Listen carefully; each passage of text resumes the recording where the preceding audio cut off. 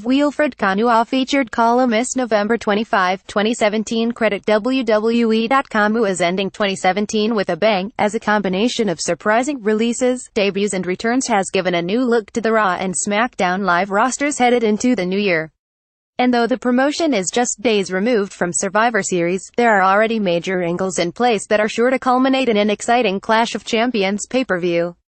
Between War Games, Starrcade and Clash of Champions, WWE has caught the WCW nostalgia bug in 2017, but these particular events tend to have more to do with WWE's vibrant future than the past. WWE Clash of Champions on December 17 should be no exception. The big news coming out of SmackDown Live Tuesday night was yet another invading trio of former NXT stars, as Ruby Riott, Liv Morgan and Sarah Logan ambushed most of SmackDown Live's female roster. The three mimicked a storyline featuring Paige, Sonya Deville and Mandy Rose the night before on Raw, as the attention of the SmackDown Women's division has shifted from winning the SmackDown Women's Championship to fending off a gang of pugnacious newcomers. A subplot to follow will be the vast openings for Carmella. The Money in the Bank holder will figure to have opportunities to go rogue and take advantage of a potential future attack on Charlotte instead of fighting against a common enemy. Carmella has had the Money in the Bank briefcase since June, and it's only a matter of time before she cashes in. Pouncing after a gang attack wouldn't be a bad idea for the rising heel. Everything is not hunky-dory between SmackDown GM Daniel Bryan and brand commissioner Shane McMahon, stemming from SmackDown Live's Under Siege attack in October.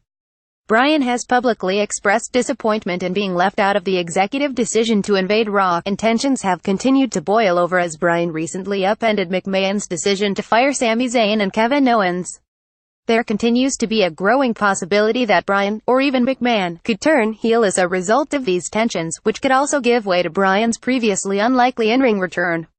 Bryan has been vocal about undergoing thorough testing in an attempt to not only get cleared for in-ring competition but also to get cleared to compete for WWE, something he most recently told Sam Roberts on the Sam Roberts Wrestling podcast. Sam of Wrestling Inc. Sami Zayn and Kevin Owens made their presence felt Sunday at Survivor Series when they attacked Shane McMahon in the climactic moments of the Raw vs. SmackDown main event. Though Shane McMahon was left with no shot to win in a only-on-3 scenario, both Owens and Zayn were blamed for SmackDown Live's loss. The pesky duo is well past the point of no return in an ongoing feud with the SmackDown chief, if they weren't already. Zayn and Owens' anti-authority heel gimmick figures to lead to some type of match against Shane McMahon, possibly with their jobs on the line.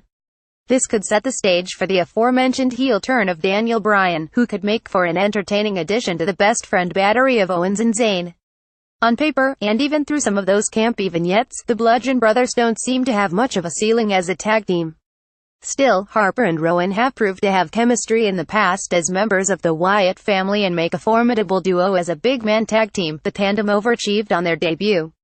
Not only did they defeat the Hype Brothers in convincing fashion, but they seemed overly committed to their characters, which is a must when it comes to somewhat questionable gimmicks of this nature. Bludgeon Brothers is easy to chant, and Luke Harper carries enough internet wrestling street cred for this gimmick to work as a guilty pleasure. It may be a reach to consider Harper and Rowan tag team contenders at this juncture, but if they continue their winning ways and tireless commitment, we could have the next incarnation of the Natural Disasters. For the second time in a month, WWE rescheduled a SmackDown Live match that was set to involve AJ Styles. The night Styles won the WWE Championship in Manchester, England, he was originally scheduled to face Rusev. At Survivor Series, it was announced Mahal would receive his championship rematch on SmackDown Live, but those plans were also changed, with Styles now set to take on the modern-day Maharaja in the main event of Clash of Champions.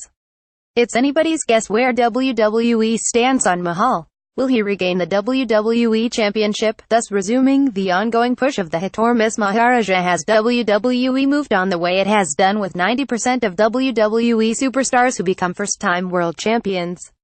WWE's continued change of direction has inadvertently added endless drama to the eventual payoff of the Styles-Mahal feud come December. Alfred Konuwa is a featured columnist and on-air host for Bleacher Report and Forbes. Like him on Facebook.